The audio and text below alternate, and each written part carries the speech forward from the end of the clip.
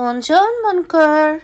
It's me, your Archon of Wisdom, and I'm here to say hello and to slay. What's up, y'all? We're gonna be talking about our least favorite person on this channel. Who could that be? A mystery. I have no idea. Yes, that's right. Our favorite friend, Ethan Klein. We have some lawsuit news concerning the little fella. It seems that he has settled his lawsuit against kaycetron, which included a lovely apology that was definitely not written by Ethan Klein and his lawyers. Come on down, take a seat. We're going to talk about it. Let's get going. We're going to talk about this settlement with kaycetron.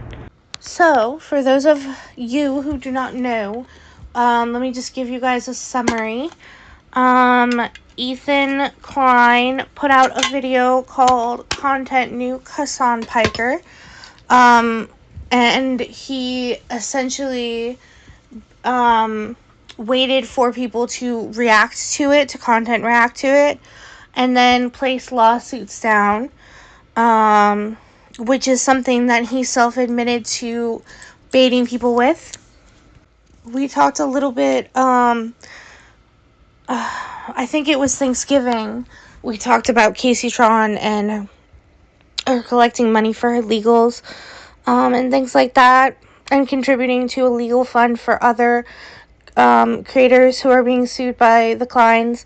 However, that lawsuit has been settled, which is great for kaycetron and her family. That's what she needs to survive. However, of course, because it's Ethan Klein, he has taken full advantage of this perceived paper win, and has absolutely, in my opinion, had something to do with her apology statement, which she made. The apology is on her channel. It's 3 minutes long.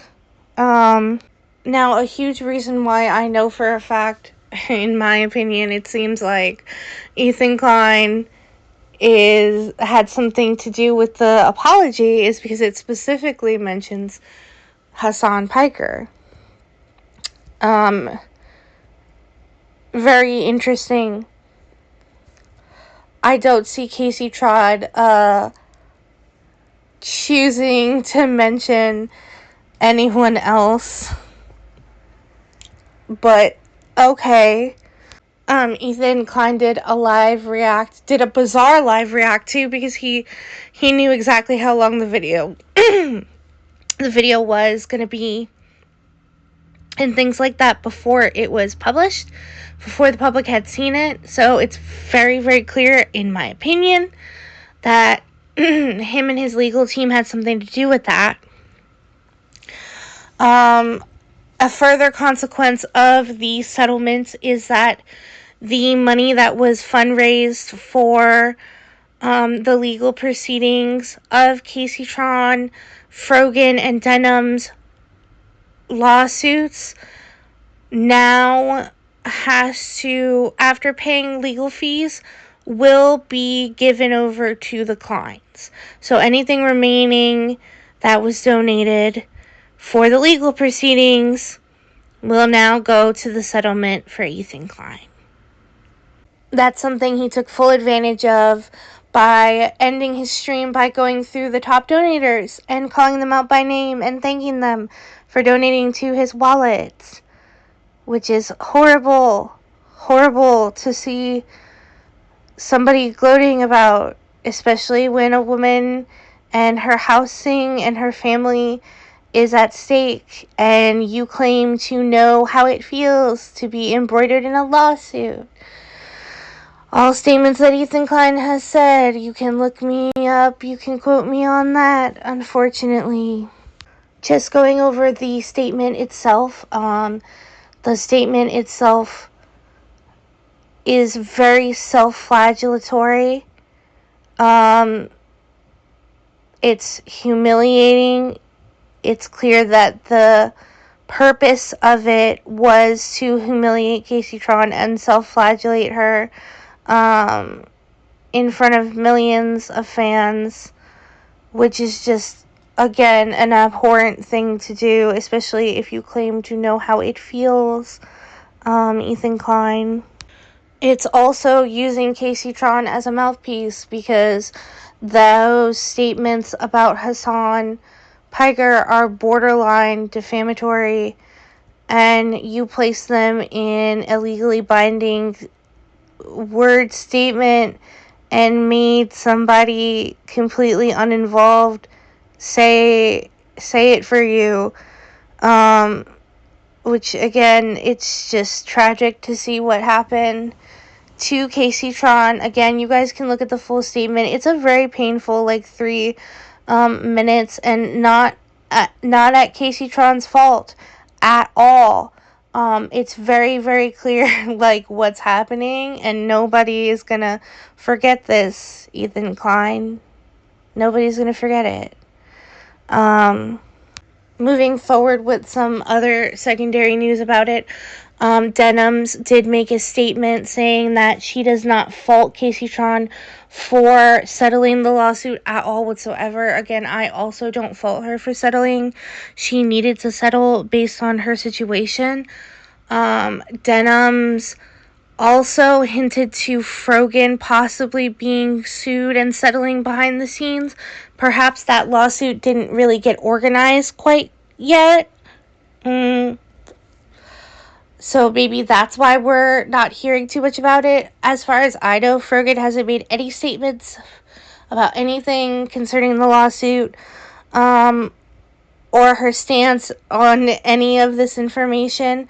If she did settle, that's completely her prerogative. I don't know her finances. I know that Frogan has been doing a lot of content that's pushing her to the mainstream more. So I can definitely see why she would want to settle at that point, based on that. Denims did say that she will not be settling. She will not be yielding at any point, because of the legal precedent that this sets. And I do agree. I think if I had to put myself in those shoes, I would hope that I could withstand such an evil act against me, that I would not yield as well, just because of the legal precedent and how unsafe it makes other YouTubers feel.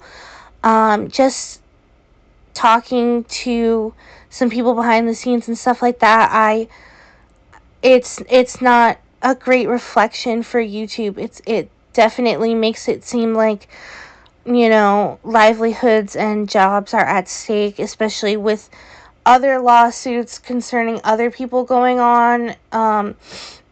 The People versus Eugenia Cooney, which is not actually The People versus Eugenia Cooney. I think it is a civil suit against the platform itself of TikTok.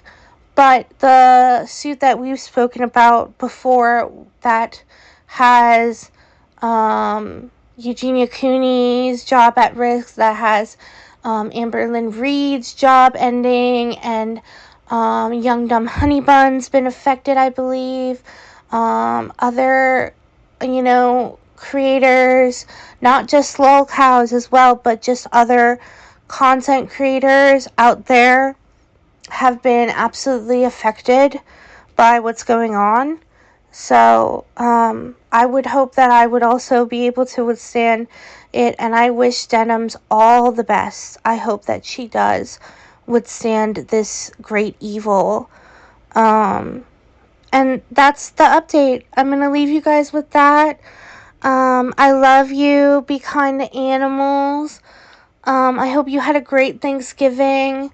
I hope you ate lots of good food. Drink your water, crusty lip. I love you so much. Have a wonderful, wonderful day. Bye. Bye-bye.